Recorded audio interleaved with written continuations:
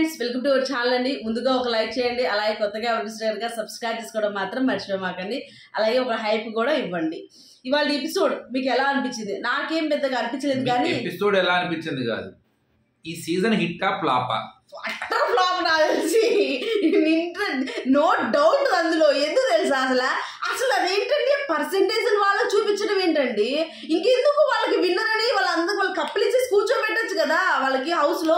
అసలు పర్సెంటేజ్ చూపించడం ఏంటి వాళ్ళకి? అది కరెక్టేనా? డైరెక్ట్ గా జనాలు ఈ టాప్ 6 కి మాత్రమే మీరు ఓట్లు వేయండి, మిగతా వాళ్ళకి మీరు ఓట్లు వేయమాకండి. సినిమా మొత్తం పూర్తవ్వకుండానే హిట్టా ఫ్లాపా అడిగినట్టుంది అనమాట.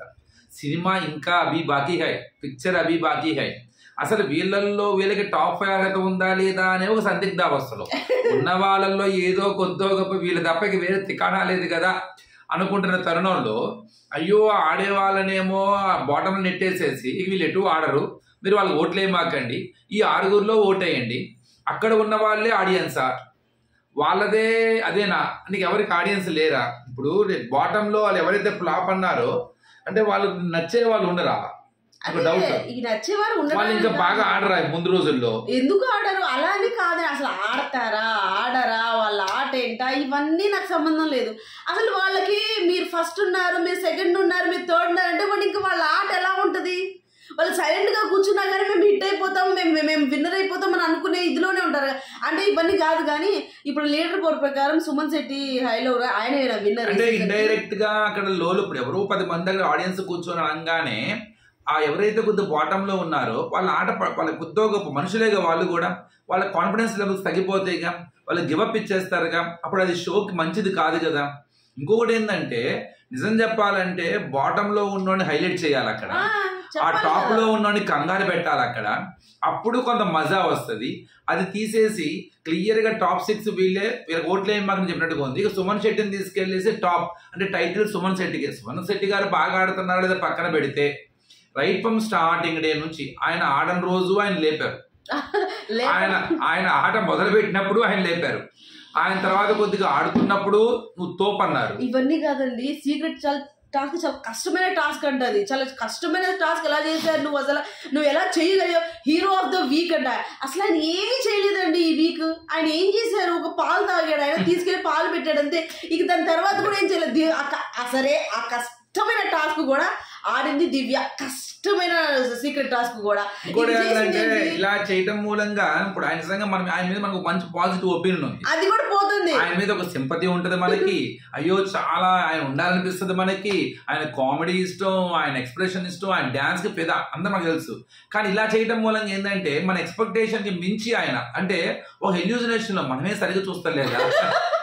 నాకు ఇందాక డౌట్ వచ్చింది, ఓకే ఈయన ఇంకా ఆడుతున్నారు మనకు లైవ్ లో చూపించట్లేదేమో అని డౌట్ వచ్చేసింది నాకు. నేను పొద్దునే సాయంత్రం లైవ్ చూసినా కానీ చూసేవాడికి డౌట్ వస్తుంది, ఆయనకి బ్యాడ్ అవుతుంది. ఇక్కడ ఒక మాయ చేస్తున్నారేమో అనిపించింది నాకు. అంటే ఏంటంటే కొద్దిగా అంటే వాళ్ళు ఎలాంటి స్ట్రాటజీ వాడారో అర్థం కావట్లా. ఒకటి డల్ గా ఉన్న వాళ్ళని రెచ్చగొడడానికి ఏమైనా వాడారా, అలానే ఈ కొద్ది పైన ఉన్న వాళ్ళు కాన్ఫిడెన్స్ లెవెల్స్ అలానే ఉంచి వీళ్ళని కొద్దిగా వీళ్ళు బాగా ముందుకు వస్తారు, పోటీ పడతారు, ఆ భయం రావాలనిపించినట్టు కనిపించడం నాకు. అట్లా ఎలా అనిపించింది అంటే ఇంకా మీరు డల్ అయిపోండి, మీరు ఆడమాకండి ఇంకా అన్నట్టుగా అనిపించింది. రెండో వైపు కూడా ఉందేమో అని ఎక్స్ప్లెయిన్ చేస్తారు కదా, రెండో వైపు ఏం లేదు అక్కడ. మీరు ఎక్స్ప్లెయిన్ చేస్తే కూడా దాంట్లో ఏం లేదు, కరెక్ట్ కనపడతా. మేబీ అలా కూడా ఆలోచన ఉండుండొచ్చు. లేదు ఈ టాప్ 1, 2, 3 కోసం బాగా కొట్టుకోవాలి అంటే వీళ్ళందరికీ చిన్న సుమనే టైటిల్ ఇంకా అనే ఒక భయం ఎవరికి రావాలి, తనుజకి రావాలి, కళ్యాణ్కి రావాలి, ఇమాన్యుల్కి రావాలి. కాబట్టి ఇప్పుడు వీళ్ళందరూ కొంత బాగా ఇంకా ఆడాలనే కసిగా అలా చేస్తున్నారా?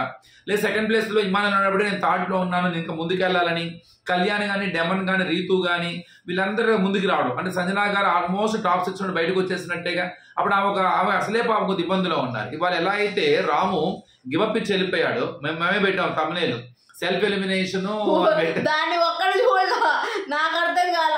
ఇంత బాగా చేసిన ఇవాళ సేమ్ అదే జరిగింది. సెల్ఫ్ ఎవిక్షన్ జరిగింది, సాయిని ఎలిమినేట్ చేశారు, రెండు సేమ్ అదే జరిగింది. అది 2 రోజులు ముందే చెప్పాము ఇదే జరిగింది అని, అదే జరిగింది. సో అక్కడ ఎలా అయితే ఆయన ఇచ్చాడో రేపు పొద్దున్న సంజనా గారు కూడా నా వల్ల కాదు వెళ్ళిపోతానంటారు. ఇంకెందుకు అయిపోయింది కదా, బయట క్లియర్ గా రిజల్ట్ తెలిసిపోయింది. రిజల్ట్ తెలిసిన తర్వాత సంజనా గారు ఏమంటారు, నా పిల్లలు గుర్తొస్తున్నారండి ఇంకా నా వల్ల కాదు అని చెప్పేసి. ఇప్పుడు దివ్య ఏం చేస్తుంది, అబ్బో నాకు ఇది నెగిటివ్ అయిపోయినట్టుంది అవసరమా నేను అని చెప్పేసి దివ్య కూడా జంపు, అవసరమైతే ఆడకుండా ఎలిమినేట్ అవ్వడం రెడీ అయిపోద్ది. ఇంకెవరున్నారు అక్కడ? నిఖిల్. ఇదేదో తేడాగా ఉందిలే, మన వల్ల కాదులే, ఎందుకు అనవసరంగా.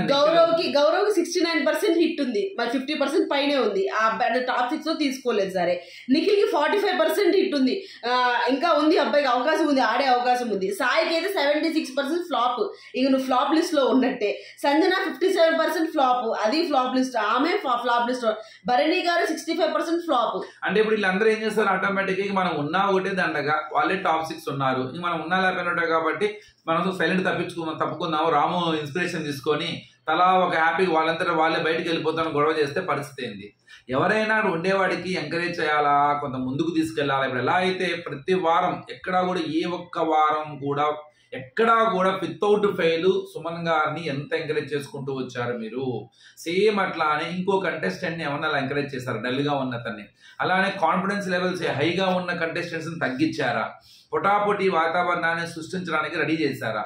ఫీడ్బ్యాక్లు ఇచ్చేసి ఈ స్ట్రాటజీ అన్న సక్సెస్ ఇచ్చిందా? ఇప్పటికి కూడా ఈ రోజు కూడా డైరెక్ట్ గా ఆడియన్స్ అక్కడ ఉన్న వాళ్ళే ఆడియన్సా?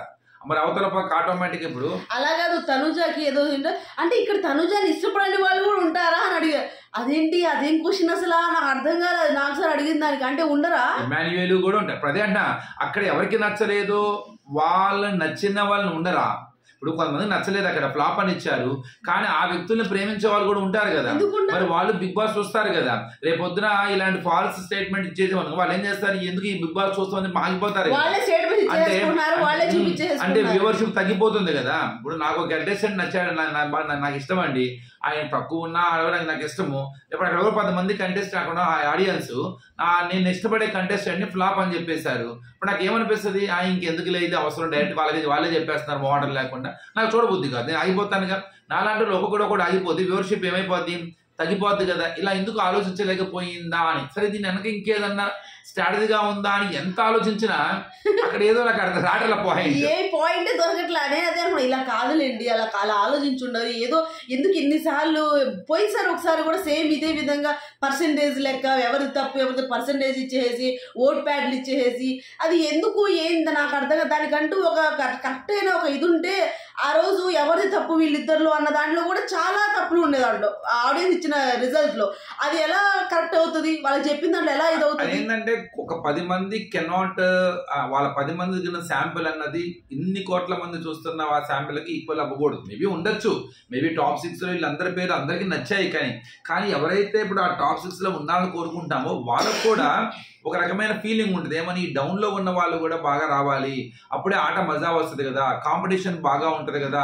మనం ఎవరినైతే మనం తిట్టుకుంటుంటామో లేదా మనం ఎవరినైతే డల్గా చూసుకుంటామో వాళ్ళు కూడా ఆట ఆడాలనిపిస్తుంది. అప్పుడే కదా కాంపిటీషన్ బాగుంటుంది, మజా వస్తుంది అన్న ఆలోచన ఉంటుంది అనమాట. ఆ విషయంలో కొంత తొందరపడి ఈ సీజన్ దారి తప్పిందేమో. అంటే ఎక్కువ ఫీడ్బ్యాక్లు ఇవ్వటం అన్నది వేరే విధంగా వాళ్ళు అనుకున్నారు, కానీ అది వాళ్ళు అనుకున్న రీతిలో అయితే రిజల్ట్ ఇవ్వలేదు అనిపించింది. దానివల్ల నష్టమే జరిగింది. అందులో కంటెస్టెంట్స్ కూడా అప్ టు ద మార్క్ కాదు, స్ట్రాంగ్ కంటెస్టెంట్ లేరు, గట్టి కూడా లేరు, కాబట్టి ఆడియన్స్ నుండి అట్రాక్షన్ అనేది కూడా తగ్గుతూ ఉంటుంది అనమాట. ఇంకొకటి దీనికి ఏదో యాడ్ చేశారు, మళ్ళీ ఏదో చెప్పారు బాగానే ఉంది, మళ్ళీ దానికి ఏంటంటే సాక్రిఫైస్ చేయాలి, ఆఫర్ ఇస్తారు అని. ఆల్మోస్ట్ నాకు తెలిసినంత వరకు ఎవరైనా కామన్ సెన్స్ ఉన్నోడు ఎవడైనా మనకి ఎందుకు అనుకుంటాడు? వాళ్ళ మనసులో కోరుకున్నా అయ్యో ఇప్పుడు అనవసరంగా స్వార్థంగా ఉంటుంది, నెక్స్ట్ వీక్ దానిపైన వీక్ ఫ్యామిలీ వీక్ ఉంటుంది, ఇప్పుడు అవసరమా అని అనుకుంటారు. అలాంటప్పుడు అది అడగడం. అందులో తెలుసా ఎవరిని కొంతమందిని మాత్రమే అలా సాక్రిఫైస్ అడిగి ఇంకొకరిని ఒకళ్ళు ఆల్రెడీ వదిలేసిన దాన్ని కూడా మళ్ళీ తీసుకొచ్చి మళ్ళీ అడిగి నువ్వు దీనికోసం దీనికోసం చేస్తావా దానికోసం చేస్తావా అని చెప్పేసి అడగటం. అది ఎక్కడో నాకు ఇవాళ జరిగిందంతా కూడా నేను ఎంతో ఎక్స్పెక్ట్ చేశా. ఎవరు ఆడియన్ దాని బిగ్ బాస్ ఆడియన్గా వెళ్ళిన వాళ్ళు వీడియో ఎవరో పెట్టారు ఇన్స్టాలో, ఇవాళ అసలు అద్రిపోద్ది, ఎప్పుడు చూడనట్టు ఉంటుంది, మామూలుగా ఉండదు. సార్ అమ్మో ఇంకెంత బాగుంటుందో, ఒక్క మినిట్ కూడా మిస్ అవ్వకూడదు అని కూడా అడిగాను. ఏమీ లేదు ఎపిసోడ్లో. వాళ్ళకి ఓట్ ప్యాడ్లు ఇచ్చేసి మీరు చేసేసేయండి, మీరు డిసైడ్ చేసేసేయండి అని చెప్పేసి వదిలేసారు. ఇంకా అదేనా ఇక్కడ మనకి ఇమాన్యుయేల్ మన సుమన్కి చెప్పినప్పుడు ఎవరు సాక్రిఫైస్ చేయాలన్నారు? భరణి. నేను చేస్తాడేమో అనుకున్నాను, ఎందుకంటే మొన్న ఇంటికి వెళ్ళి వచ్చాడు కదా, కొంత బయట ఆయనకి ఆ ఫీలింగ్ ఏమి ఉండదు కదా, చేస్తారని. కానీ వాళ్ళు బిగ్ బాస్ లోకి రావడం అనేది ఒక అచీవ్మెంట్ లా ఉంటది కదా, మేబీ అందువల్ల. కానీ అనుకున్నాను సుమన్ గట్టిగానే చెప్పాడు, అది అయిపోయింది. తర్వాత ఇమాన్యుయేల్ దగ్గర అసలు కదా అంతా కావాలని మెలిగిపెట్టినట్టున్నారు. ఎందుకంటే గౌరవ్కి కంపల్సరీ రియాక్షన్ ఇస్తాడు. గౌరవ్ చాలా పెద్ద రియాక్షన్ ఇస్తాడు. ఇక రేపటి ఫుల్ రికార్డింగ్ ఉంటుంది. ఫుల్ రికార్డింగ్ ఉంటుంది అనమాట. అది గెస్ట్ చేశాడు, బిగ్ బాస్ గెస్ట్ చేసి రాశాడు. కానీ ఏంటంటే తన విమానం కూడా ఏంటంటే అది ఉపయోగపడుతుందో లేదో తెలియదు, ఆ అబ్బాయికి క్లారిటీ లేదన్న పాయింట్ ఆఫ్ నేను తీసుకోవడం అనుకున్నాను. కానీ ఆ వాయిస్ నోట్ అనేది చాలా ఎమోషనల్. తనకి బాగా ఏడ్చాడు. మాటలు కూడా చాలా క్యూట్ గా, చాలా పద్ధతిగా, చాలా బాగున్నాయి. ఎవరో కానీ గుడ్, తనకి మంచి రిలీఫ్ వచ్చింది. కానీ గౌరవ్ దగ్గర తీసుకోవడం అన్నది అంత ఈజీ కాదు అనిపించింది. చాలా టార్చర్ ఉంటది గౌరవ్. అంటే మొదలుపెట్టాడు కూడా, సెల్ఫిష్ అయ్యావు నువ్వు, మళ్ళీ ఎలా తీసుకుంటావు బాస్ అని. నన్ను తీసుకెళ్ళి ఇచ్చేసావు అనగానే ఒక్క వాయిస్ నోట్ కదా, అది ఎమోషన్ అని చెప్పేసి కళ్యాణ్ చెప్పబోతుంటే కాదు ఇది సెల్ఫిష్ అని చెప్పి స్టార్ట్ చేశాడు. తర్వాత ఏం చేశాడు తెలుసా, నాకు సార్ చెప్తా ఉంటారు కదా గౌరవ్ సాక్రిఫైస్ చేశాడు. గౌరవ్ మొహమే ఆయన ఫోన్ తీసుకుని పట్టుకుని రెడీగా ఉన్నారు. ఏం ఫోటో ఎలా ఫేస్ పెడతాడా, ఏంది నాది వచ్చింది, ఏంది నా పేరు వచ్చింది, ఏంది నాది చేశారండి, ఇదేంది నాది పోయిందా, అయిపోయి నాదే పెట్టాలా, ఇంతమంది ఉంటే నాదే తీయాలంటే అవును మరి ఒక్కొక్కరికి ఒక్కొక్క సాక్రిఫైస్. నాకు సార్ డైరెక్ట్గా అడిగేస్తాడు, ఇంతమంది ఉంటే నాదే ఎందుకు సార్ అని చెప్పేసి అడిగేస్తాడు అబ్బాయి. అంటే అబ్బాయి అంత ఫాస్ట్ రెస్పాన్స్ ఉంటుంది అబ్బాయికి, అర్థం కావాలి. కూర్చొని మంచిగా చెప్పేదాకా ఉంటది. చెప్పినా అంతే. ఇప్పుడు రాము ఉన్నాడు, వెళ్ళి నామినేషన్ చేశాడు, అబ్బాయి వీక్ అంతా చెప్పాడు ఇలా కాదు ఇలా కాదు ఇలా కాదు, దేనికి కాంప్రమైజ్ అవ్వాలి అబ్బాయి, దేని ఆఖరికి లాస్ట్లో ఎలిమినేషన్ నుంచి సేవ్ అయినప్పుడు తర్వాత కూడా నువ్వు నా ఎనిమివే అన్నాడు. ఇంకేంటి అబ్బాయి అర్థం చేసుకునేది, ఈ సీజన్ నుంచి అబ్బాయి హౌస్ నుంచి వెళ్ళిపోయేదాకా అబ్బాయి ఆలోచన అంతే అలాగే ఉంటుంది. నెక్స్ట్ టైం ఇమాన్యుయల్ కి తనుజాకి ఏమో మొత్తం హౌస్ సీజన్ మొత్తం నామినేట్ అవ్వాలి, ఎవరు అంత ఈజీగా ఒప్పుకోదా అమ్మాయి, నో డౌట్ వచ్చేసేసింది. మళ్ళీ ఏమో మొత్తం చికెన్ కావాలి, వారం అంతా చికెన్ వస్తుంది, నిఖిల్ని 2 వారాలు చేయమంటేనేమో ఫస్ట్ లో నెక్స్ట్ వీక్ నేనే చేద్దామన్నా సార్, దాని తర్వాత ఇంకో వీక్ ఉంది కదా మంచిది కాదన్నాడు. కానీ తనుజాకు ప్రీషియస్ ఇస్తాను, నువ్వు చేస్తావు 2 వారాలు చేస్తావు అంటే అన్నాడు. తర్వాత తనుజాని పిలిచారు, గదరగా చేస్తాడు. తనుజాకి మనసులో ఉంది, కానీ ఏంటంటే కరెక్ట్ కాదు, ఫస్ట్ ఓకే అంది, తర్వాత వద్దు డిసైడ్ అయ్యింది. మొత్తానికి అటు ఇటు అటు కాకుండా తన ఎమోషన్ అంటే చెల్లెలు పెళ్లి కదా, చెల్లెల మాట అనిపించింది. కానీ మొత్తం స్టెబుల్ అయ్యింది చివరికి. అన్నిటికన్నా హైలైట్ ఎవరిదంటే రీతుది. అసలు సూపర్, రీతు బంపర్ ఆఫర్, అసలు మామూలు ఆఫర్లు కాదు.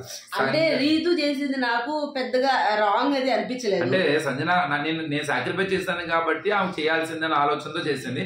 శారీస్ మొత్తం పంపించింది, డాడీ షర్ట్ కొట్టేసింది. కానీ ఇక్కడ ఫ్రీ అనమాట, బై 1 get 1 ఆఫర్ వచ్చింది రీతుకి. సో వచ్చింది డెమోన్ ఫ్యామిలీ ఫోటోనే కదా అనుకొని అబ్బాయి కూడా ఇచ్చేసాడు. అమ్మాయిదే కావాలి, అమ్మాయి ఇప్పటి నుంచో అడుగుతుంది కదా అని చెప్పేసి అక్కడ డెమోన్ చేసింది కూడా కరెక్టే. కానీ అక్కడ రీతు కూడా సంజన దగ్గరికి వెళ్ళి చెప్పిద్ది అనమాట. అక్కడ ఏముంటది, నేను ఒక్క మాట అన్నానా లేదా, సంజన గారు ఓకే, ఆమె హ్యాపీ. ఎందుకంటే అమ్మో ఈ సాక్రిఫైస్ భరాయించలేను, ఇప్పుడు చెల్లి అయిపోయింది కదా, ఆ అమ్మాయి చేసింది నేను చేసేసాను, ఇంకా ఈ తాపగా ఎమోషన్ లేకుండా ఉంటుంది, ఆమెకు కూడా ఫ్రీ అయిపోయింది. నోడికి శారీ కట్టుకూడదా అంటే బిగ్ బాస్ చెప్పేదాకా అంటారన్నమాట. కానీ డెమన్కి ఇంకొద్దిగా అప్రిసియేషన్ వచ్చినా బాగుండదు అనిపించింది. సో చెట్టు చేస్తాడని తెలుసు, ఆల్రెడీ వాళ్ళ మధ్య రిలేషన్ ఉంటుంది కాబట్టి. ఇక రాము రాథోడ్ ఆల్రెడీ చెప్పాను, రాము రాథోడ్ ఇక ఉండదలుచుకోవట్లేదు హౌస్ లో, తను బయటకు వచ్చాలనుకుంటున్నాడు. చాలా క్లియర్ గా అబ్బాయికి అర్థమైంది, నేను ఉండలేను ఇక్కడ, అమ్మా నాన్న గుర్తొస్తారు, పెద్ద ఫ్యామిలీ అంట, చిన్న పిల్లలంట, 2 కుక్కలు ఉన్నాయంట. సో ఏదైనా అబ్బాయి సెన్సిటివ్ హార్ట్, నో డౌట్. అది ఫస్ట్ నుంచి బయటపడుతూనే ఉంది అబ్బాయికి. కానీ ఒక్కొక్క సిచ్యువేషన్స్ లో ఎవరైనా మనము చెప్తే కాదు ఇలా కాదు, నేను నా లైఫ్ కోసం వచ్చాను, నేను ఎట్లాగైనా కష్టపడాలి, నేను ఎట్లాగైనా ఆపుకోవాలి అని అనుకుంటారు కదా. కానీ అబ్బాయి ఎలా ఆలోచించాడంటే నాకు చాలా, నేను ఇంకా దీనికన్నా నేను కష్టపడాల్సిన అవసరం లేదు, బయటికి వెళ్ళేది కూడా నేను కష్టపడతాను, నా వల్ల కావట్లేదు పేరెంట్. ఎందుకంటే ఆ పేరెంట్స్ కి దూరం అయ్యి కొన్ని సంవత్సరాలు ఉండటం వల్ల ఏమొద్దంటే మళ్ళీ అంత దూరం ఉండాలా అన్న నాకేమనిపించిందంటే ఇక్కడ దాకా వచ్చాడు కదా, ఇంకా నెక్స్ట్ వీక్ ఫ్యామిలీ అంటున్నాడు కదా, ఆ ఫ్యామిలీయే బిగ్ బాస్ హౌస్లోకి వస్తే మంచి అచీవ్మెంట్ వస్తుంది, అది ఎందుకు మిస్ అయ్యాడా, ఆ పాయింట్ తో ఎందుకు మోటివేట్ చేయలేదా, ఎందుకు మోటివేట్ చేయలేకపోయాడా అని ఒక ఫీల్ కలిగింది నాకు. ఎందుకంటే నాకు సార్ ఎంతసేపటికి ఉండమని చెప్తున్నారు, పాపం నీ ఆడియన్స్ ఉన్నారు, నీ అభిమానించి ఓట్లు వేస్తున్నారు, మీకు అందరు మేము ఉన్నాము, ఇన్ని అంటున్నా కూడా ఎక్కడో అది ఆశ పెట్టలేదు అనిపించింది. నువ్వు ఎవరినైతే కోరుకున్నావో అమ్మా నాన్న ఇంకా వాళ్ళు అప్పుడు వస్తారు 3 కదా. వీక్స్ అవుతుంది కదా, 10, 11, 12 3 వీక్స్ ఉండాలి కదా, అందువల్ల చెప్పలేకపోయారు. నెక్స్ట్ వీక్ ఫ్యామిలీ వీకే కదా అన్నట్టయితే ఏమైనా ఈజ్ డిసైడెడ్, నో డౌట్. ఇంక వెళ్ళిపోదాం. పాట పాడినప్పుడు అయితే మాత్రం నిజంగానే ఏడుపు వచ్చింది. ఆ అబ్బాయి అంత వాళ్ళ ఫ్యామిలీని ఎంత మిస్ అయ్యాడు. మా 7 సంవత్సరాలు 6 సంవత్సరాలు వదిలేసి వెళ్ళిపోయారు పనుల కోసం మా మమ్మల్ని. నేను మళ్ళీ వాళ్ళని మిస్ ఈ అబ్బాయి సడన్ గా ఇప్పుడేం కాదు, రైట్ ఫ్రమ్ స్టార్టింగ్ నుంచే ఉంది అది. అప్పట్లోనే భరణి గారు అలా వచ్చేసి అప్పుడు చెప్పేవాళ్ళు అమ్మకి, అమ్మ నాకు ఒక ఇది దొరికాడు అమ్మ నాకు ఎట్లా అని చెప్పేసి. అంటే అబ్బాయి ఫస్ట్ నుంచి ఒక ఎమోషనల్ బాండింగ్ వాళ్ళ పేరెంట్స్ తో ఏదైతే ఉందో అది అలానే మిస్ అవుతూ వస్తున్నాడు. ఆ లోన్లీనెస్ అనగానే వీళ్ళతో కొంత టైప్ అయ్యి ఇక లేడు, ఇంక అయిపోయింది చాలు నాకు ఇంకా అనుకునే స్టేజ్కి వచ్చేసాడు అనమాట. ఏదైనా బిగ్ బాస్ కి మంచి కంటెంట్ ఇచ్చాడు ఒక రోజుకి. నేనేమనుకున్నానంటే ఎలాగో సెల్ఫ్ ఎఫెక్ట్ అయిపోయాడు కదా, మళ్ళీ ఇంకో ఎలిమినేషన్ చేయకుండా ఉంటే బాగుండేదేమో అని అనిపించింది. సేమ్ ఇదే ఏదో టైంలో ఎవరు అబ్బాయి ఎవరు మణికంఠ టైంలో కూడా సెల్ఫ్ ఎలిమినేట్ అయ్యాడు అబ్బాయి కూడా. దాని తర్వాత నామినేషన్స్ ఆపేసారు, ఎలిమినేషన్ అన్నది ఆపేశారు. ఇక్కడ కూడా ఆపేసి ఉన్నట్టయితే బాగుండేది కదా, అబ్బాయికి కూడా ఇంకో అవకాశం దొరికేది కదా అని అనిపించింది. మేబీ వాళ్ళు డబుల్ ఎలిమినేషన్ ప్లాన్ చేశారు ఈ వీక్, ఇద్దరిని పంపించేసారు, అయిపోయింది కథ. అంటే సాయి అయితే బాగుండేది అలా అని చెప్పి. సాయి బాగా ఆడుతున్నాడా బాగా ఆడతలేదా అంటే కరెక్ట్ గా ఆడలేదు, అనుకున్నంత అంత రీచ్ అవ్వలేకపోయాడు. ఖచ్చితంగా ఒక అవకాశం ఇస్తే ఆడేవాడేమో అన్న ఒక డౌట్ ఉంది తప్ప బాగా ఆడతాడని నమ్మకం లేదు. కానీ ఉంచితే బాగుండేదేమో. మిగతా వీక్స్ కన్నా కూడా ఈ వీక్ కొంచెం పర్లేదు, అబ్బాయి ఆయనతో ఆలోచించడం కానీ చేయడం కానీ కొంచెం పర్లేదు, ఉంటే బాగుండేదేమో అనిపించింది. అలాగే స్టార్టింగ్ లో ఫ్రైడే చూపించిన ఏదైతే ఉందో దాంట్లో మళ్ళీ భరణి అను దివ్య గురించి మళ్ళీ సేమ్ అదే మాట. నేను అమ్మాయి అంత ఏడ్చింది అని చెప్పేసి అంత బాధపడిపోయి అమ్మాయి దగ్గర ఉన్నాను, మరి నేను ఏడ్చింది కనపడలేదా? ఇక్కడ దివ్య పాయింట్ ఏంటంటే ఆ అమ్మాయి నా ఆట నేను ఆడాను, నేను ఒక పాయింట్ చెప్పుకున్నాను. ఆ పాయింట్ చెప్పినప్పుడు ఆ అమ్మాయి నాకు దాని గురించి మాట్లాడాలి. అది వదిలేసి నా పర్సనల్ మిమ్మల్ని తీసుకొచ్చి ఇన్వాల్వ్ చేసింది, అంతమంది అంత ఓపెన్గా చేసింది. అలా మీరు ఎందుకు స్టాండ్ తీసుకోవటం లేదు? మిమ్మల్ని మీ ఎలిగేషన్ మీ మీద వేసింది, నేను మీ పాయింట్ తేలేదు. అంటే ఏడిస్తే వెళ్ళిపోయి అమ్మాయి కూర్చున్నారు తప్ప నేను ఆడలేదు, స్ట్రాంగ్ నా దగ్గర రాలేదా? అలానే మీరు నా మీద గట్టిగా అరిచారు, కానీ తర్వాత మళ్ళీ నా దగ్గర రాలేదు కనీసం. అప్పుడు అంటాడు ఈ హౌస్లో నీ తర్వాత ఎవరైనా విషయంలో పసిగట్టలేకపోతాను, నిద్ర కూడా రాలేదు చెప్తాడు మొత్తానికి. అక్కడ ఏమన్నా నాకు అనిపించింది అమ్మాయి బాధపడింది అనిపించింది అని చెప్తాడు. ఇక్కడ తను కూడా ఇంకా అమ్మాయికి ఎంతసేపటికి ఏంటంటే మీరు ఎందుకు తనుజా మీద స్టాండ్ తీసుకోవటం లేదన్న ఒక పాయింట్ మీద నిలబడింది. కానీ ఎంతసేపటికి మీరు తనుజా మీద కన్సర్న్, మీకు తనుజా అంటే ఇది, మీరు తనుజ దగ్గర మాట్లాడరు, మీరు తనుజ ఎదిరించరు అంటే ఎంతసేపటికి నువ్వు చెబుతున్న పాయింట్ చుట్టూ ఎవరు తిరుగుతుంది? అక్కడ తనుజ చుట్టే తిరుగుతుంది. మరి ఆటోమేటిక్గా చూసేవాడికి ఏమనిపిస్తుంది? అది అసలు నేను ఎవరు మాట్లాడమన్నారు అక్కడ? ఇప్పుడు నీకు ఆట తెలిసినప్పుడు బయట ఎలా జరుగుతుందో ఆట తెలిసినప్పుడు ఆ క్షణాన నీ ఆట నువ్వు ఆడావు, అర్థమైంది క్లియర్గా, నీ ఆట నువ్వే ఆడావు. కానీ ఎక్కడ కరెక్ట్గా ఆడాలన్నది ఒక స్ట్రాటజీ ఉంటుంది అనమాట. ఇప్పుడు అదే నీకు ఒక ఇదిలా అయిపోయింది. అది ఎలా అయిపోయిందంటే కావాలని గడ్జి పెట్టుకుని చేసినట్టే అనిపించింది. నువ్వు చెప్తున్నావు స్ట్రాంగ్ వాయిస్తో ఏమని, నేను నా ఆటే ఆడాను అని. కానీ పరిస్థితులు, సందర్భం అదే అనమాట. చాలా చాలా జాగ్రత్తగా, ఎందుకంటే పరిస్థితులు సందర్భం మన చేతిలో లేనప్పుడు మనం ఏం చేసినా కూడా చెడుగానే ప్రొటెక్ట్. ఇప్పుడు అమ్మాయి ఏడ్చింది, యాక్టింగ్ చేసింది, సీరియల్ యాక్ట్ చేసిద్ది వెళ్ళి ఏడ్చిద్ది అని అది తప్పు కదా. ఒకనొక టైంలో నిజమే, సరే అలాగే అమ్మాయి ఏడ్చే అమ్మాయి వైపు తెచ్చుకుంటుంది, అమ్మాయి వైపు తిప్పుకుంటుంది, ఇదంతా జరిగి ఓకే కాదనట్లేదు దానికి కూడా. కానీ కొన్ని సార్లు అలా ఉంటుంది, కొన్ని సార్లు ఎమోషన్ అది కొన్ని రియల్గా కూడా ఉంటుంది. నిన్న ఏడ్చింది అమ్మాయి కొద్దో గొప్ప రియల్ ఉందో ఫేక్ ఉందో నాకు తెలియదు, కానీ ఒక మనిషి ఎమోషనల్గా మాత్రం కంపల్సరీగా ఎవరిదైనా సరే అది రెస్పెక్ట్ చేయాల్సిందే. అది యాక్టింగ్ చేస్తున్నారని మనం ఎలా చెప్పగలము? వాళ్ళు యాక్టింగ్ చేస్తున్నారా రియల్గా ఏడుస్తున్నారా అని అది జడ్జి చేయడం మన ఎవరి వల్ల కాదు కూడా, అది కరెక్ట్ కాదు. కానీ ఇంతకు ముందు జరిగిన వాటికన్నా నిన్న జరిగిన దానికన్నా కూడా నిన్న జరిగింది ఇంక వేరే మనం మాట్లాడుకోవడానికి ఎక్కువసేపు మాట్లాడుకున్నామంటే నిన్న జరిగింది కరెక్ట్ డెసిషన్ కాదు అని అనిపించే కదా. కానీ అమ్మాయికి మళ్ళీ అదే టాపిక్, మళ్ళీ అదే ఇది, మళ్ళీ అదే రీల్ తిప్పటము, ఇదంతా కూడా నాకు అది అక్కడ వదిలేసారు. అక్కడి నుంచి అక్కడ ఇంకో జనరల్గా అది ఎట్లా అనిపిస్తుంది అంటే ఒకటే సింపుల్ టెక్నిక్ అండి. ఆ అమ్మాయి నిజంగానే తనతో కలిసి మాట్లాడింది, భరణి గారు లేనప్పుడు ఇద్దరు కలిసి కూర్చున్నారు, మాట్లాడుకున్నారు, ఆడుకున్నారు, అంతా బాగానే ఉంది. కానీ తర్వాత కానీ అంటే అమ్మాయి హౌస్లోకి అడుగు పెట్టిన దగ్గర నుంచి నిన్నటి దాకా దివ్య భరణి గారితో మాట్లాడిన 4 మాటల్లో కనీసం 2-3 మాటలు తనుజ గురించే ఉంది. అది పొసెసివ్నెస్. అమ్మాయి ఒప్పుకోవట్లే అంతే, అదొక పొసెసివ్నెస్. కానీ దాన్ని ఎలా చూపించింది, మీరు నాతో మాట్లాడుతుంటే ఆ అమ్మాయి తట్టుకోలేకపోతుందని ఒక పాయింట్నే అమ్మాయి ఆలోచించింది. కానీ నేను కూడా అదే చేస్తున్నాను, నేను కూడా అమ్మాయి గురించి ఎక్కువ మాట్లాడి చెప్తున్నాను ఈయనకి, ఇది నాకు బ్యాడ్ అన్న ఒక విషయాన్ని గ్రహించలేకపోయింది అమ్మాయి.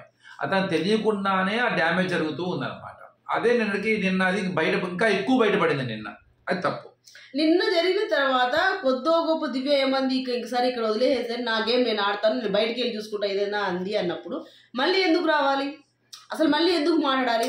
భరణి గారైనా సరే అంత ఇదైనప్పుడు ఆగాలి, కామ్ అవ్వాలి, ముందు సిచ్యువేషన్స్ హ్యాండిల్స్ అయ్యేదాకా ఉండాలి.